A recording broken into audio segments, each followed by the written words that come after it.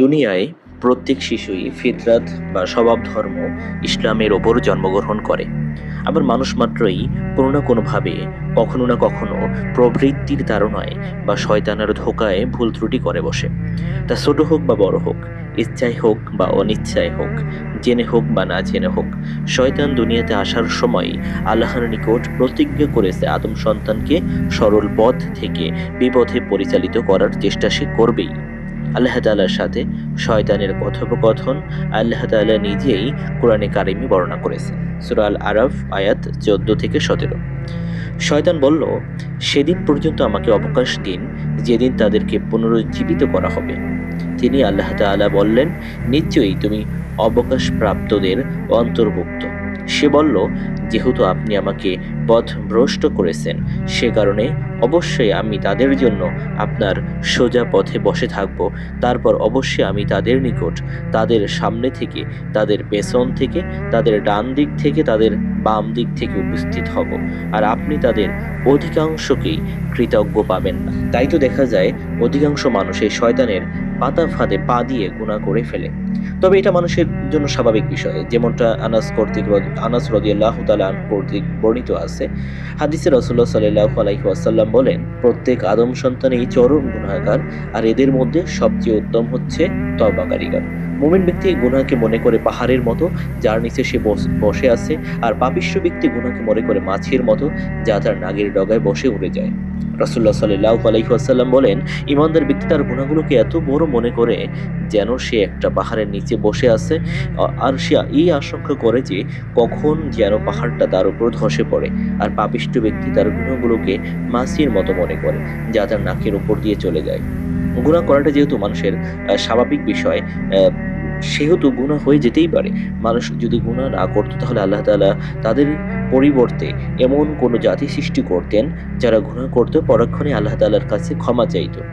এ কথাই রাসূলুল্লাহ সাল্লাল্লাহু আলাইহি ওয়াসাল্লাম বলেছেন, সেই সত্তার শপথ যার হাতে আমার প্রাণ, তোমরা যদি গুনাহ না করতে, আল্লাহ তাআলা তোমাদের বিলীন করে দিয়ে নতুন এমন এক জাতি সৃষ্টি করতেন যারা গুনাহ করত, আর পরক্ষণে আল্লাহ তাআলার নিকট ক্ষমা চাইত, তারপর তিনি তাদের ক্ষমা করে দিতেন।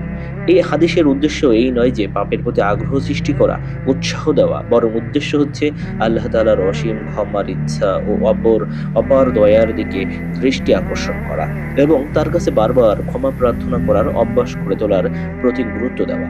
বান্দার উচিত গুনাহ হয়ে গেলে অহংকার করে বা লজ্জায় পড়ে কিংবা হীনমন্যতায় ভোগে আল্লাহ তাআলার কাছে ক্ষমা চাওয়া থেকে বিরত না থাকা, বরং সাথে সাথে তার কাছে ক্ষমা প্রার্থনা করা।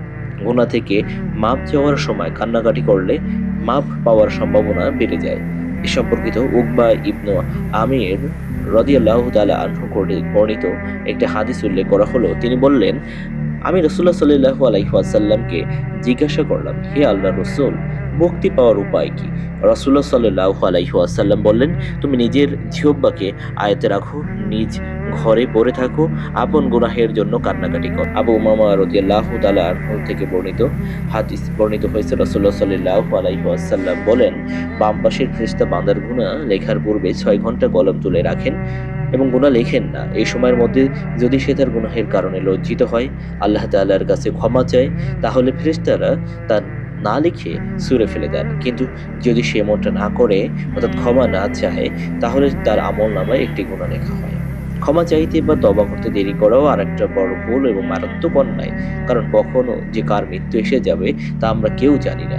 তাই প্রথমবার গুনাহ করে শয়তানকে খুশি করে ইস্তেগফার তওবা না করে দ্বিতীয়বার শয়তানকে খুশি করার কোনো মুসলিমদের জন্যই উচিত নয়। তাই প্রত্যেক মুসলিমের উচিত গুনাহ হয়ে যাওয়ার পরপরই আল্লাহ তাআলার কাছে ক্ষমা চাওয়া, তওবা করা এবং অন্যান্য সুন্নত সম্মত আমল করার মাধ্যমে কৃত গুনাহসমূহ মাফ করিয়ে নেওয়া। কোরআন ও হাদিসে গুনাহ মাপের জন্য ইস্তেগফার তওবার পাশাপাশি বেশ কিছু আমল বর্ণিত হয়েছে, যেগুলো করলে অনেক গুনাহ মাফ হয়ে যায়। কিন্তু আমরা সেই আমলগুলো কি তা না জানার কারণে এবং না করার কারণে আমাদের গুনাহগুলো মাফ করতে পারি না, অথচ সেগুলো খুবই সহজ আমল। এই আমলগুলো করলে আল্লাহ তাআলা আমাদের ছোট বড় সব গুনাহ মাফ করে দেবেন ইনশাআল্লাহ। সেদিকে দৃষ্টি রেখে সব গুনাহের জন্য এই বইয়ে কুরআন এবং গ্রহণযোগ্য সুন্নাত সম্মত গুনাহ মাপের বেশ কিছু উপলক্ষ ও পদ্ধতি বা আমল বর্ণনা করা হয়েছে। তো আমরা পরবর্তীতে গুনাহের প্রকারভেদ, গুনাহের সম্পর্কে জানবো এবং কিভাবে আমরা গুনাহ করে ফেললে সেই অবস্থা থেকে পরিত্রাণ পেতে পারি সে সম্পর্কে জানবো।